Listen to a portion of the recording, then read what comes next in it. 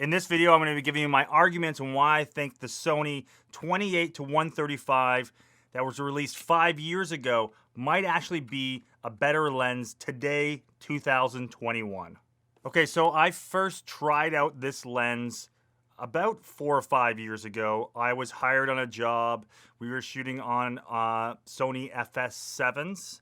I was using my Sony FS7 at the time, and they rented some of these lenses, and we were doing it was kind of a live event, but they were doing interviews and stuff in between, and they thought this had a good range.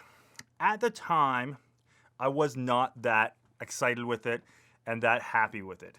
And that had more to do with the actual camera when I now work with this lens now than it did with the lens. And let me explain here. So this lens is a 28-135, but it works and it covers a full frame sensor. So when we were using it on the FS7 is a crop sensor. It's a 35mm sensor. So the 28 millimeters on this for the widest end was not really wide enough for some situations where I wanted it to be. And the Sony FS7 did not have good autofocus at all. And I was not a fan of how this lens pulls manual focus with it. But then in 2020, I got this lens with the kit that I got with my FX9. And I ended up using this lens way more than I thought I would.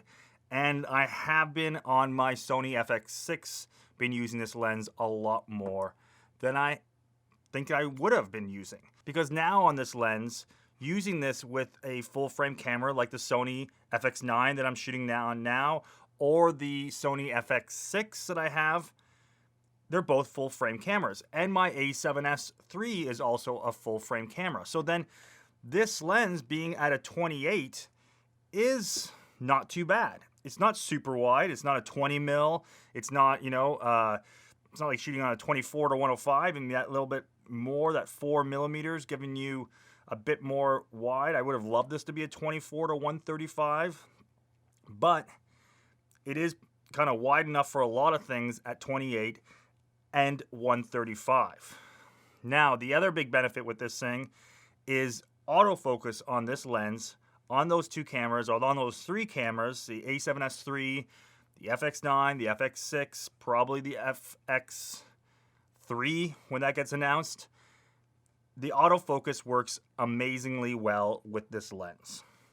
And it's an f4 throughout this whole lens. So through the whole zoom, it's an f4. It's not super fast, but for a lot of scenarios and a lot of things where I'm shooting outdoors, it's fast enough. A lot of times I need to be stopping down a bit anyways, even with all my NDs on, like I was doing yesterday, shooting out on a snowy field, super bright day. Even with all my NDs on my FX6, I still need to be stopping down on this to about an f6 or an f7 to get a correct exposure. Now, one of the other great features on this lens that was something I didn't realize how much I was missing until I started using again, and that it is a servo zoom. So meaning that when you have this connected with your FX6 or with your FX9 and even on the FS7, when you have the hand rocker or the rocker on the top of your camera, you can be using that to push in with this lens, to zoom with this lens, and pull out and zoom out with this lens, and doing that very smoothly. So this would be more like a broadcast style lens. And kind of the lenses that I wouldn't say grown up, but kind of started my career with in film and video working with. I was typically working on bigger shoulder-mounted Betacam cameras with long zoom lenses on it, or with lenses like this, with broadcast lenses that had a long range on it, and we were just using one lens the whole time. Or when we just switched over to doing stuff on mini DV and P2 cards, I would be using something like this. This is one of my favorite cameras from years ago. This is the Panasonic FX200. Is that right? Panasonic FX200, yes. And this is, again, one of my favorite cameras. I've shot tons of stuff with this camera. and you'll see here on the side, we have a rocker here. Okay, this is like the rocker you have on the side of the FX6 and the FX9 and the FS7. Now that works, and so you can be zooming in and out with this, and you can be smoothly zooming in and out with this. Where this becomes advantageous is certain kind of applications that you're filming. So for myself, when I'm filming some sporting events, when I'm shooting some kind of outdoor documentary style stuff like that, sometimes it is great to be able to do these slow pushes in with a zoom lens, or tracking with a subject, tracking with a bird. This is why zoom lenses like this are used so often on shows like Planet Earth and things. They're using a lens like that they have a big range on because they can reframe and get different focal lengths very quickly. They don't have the time to change out lenses. Now, and you can also, again, do those little zooms with things that used to be used quite a bit more in production because more cameras had these on them. Some people don't see this as being cinematic. It's a different style of shooting and using in different places when it's needed. I'm not talking about the 80s style or 90s style of reality TV where they would zoom in and out and be moving the camera all around. They're kind of basically using some camera movement to create some interest whenever they were filming, because whatever they're filming a lot of times wasn't that interesting. But I'm not talking about moves like that. I'm talking about small pushes, small follows with something. If you're following a car on the road, being able to slowly zoom in as the car is going away, kind of tracking with it. It's a great feature to have.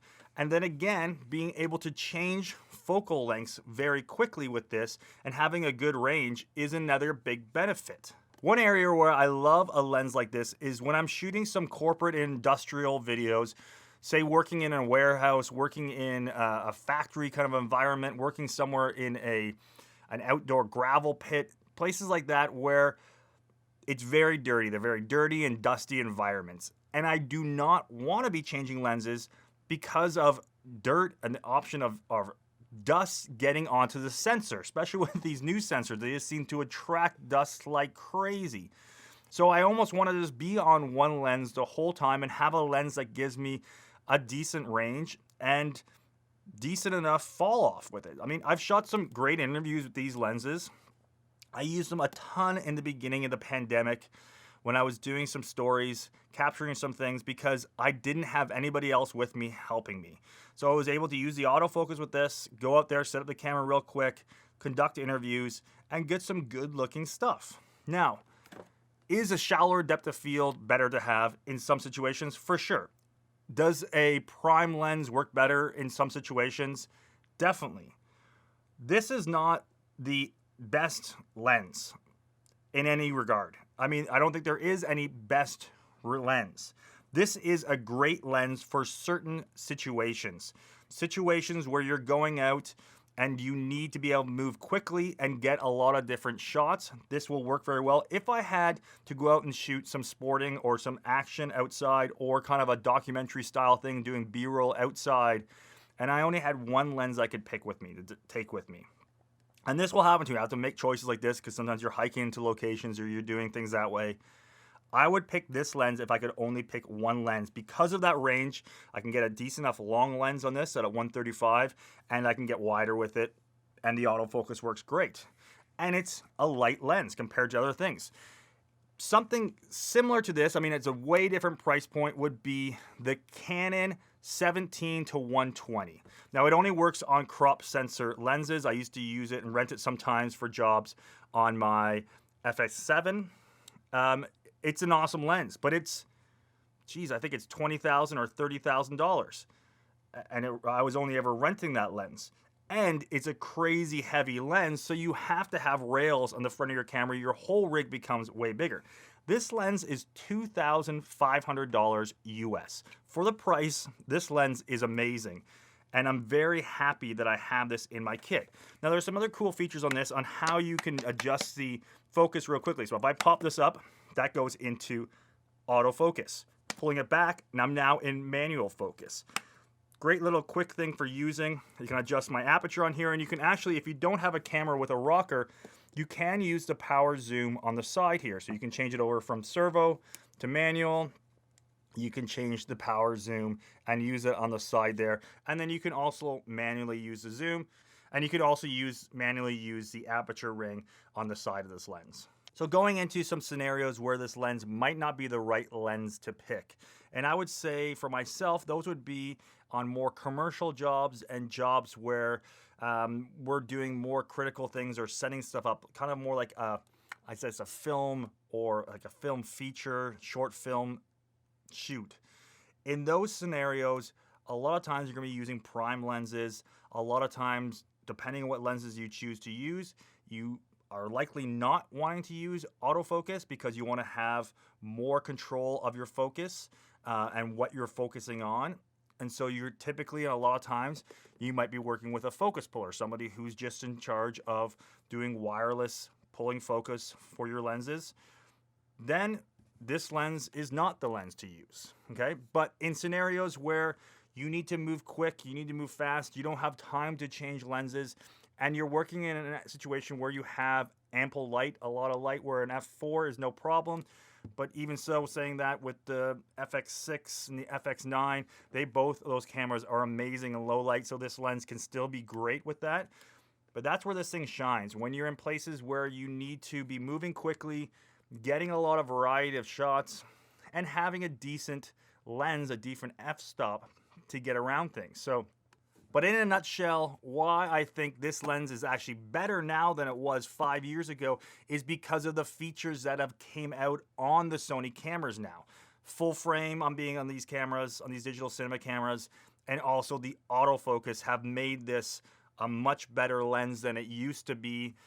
Also, again, that Servo Zoom, having that ability to have that on this is a great feature to have.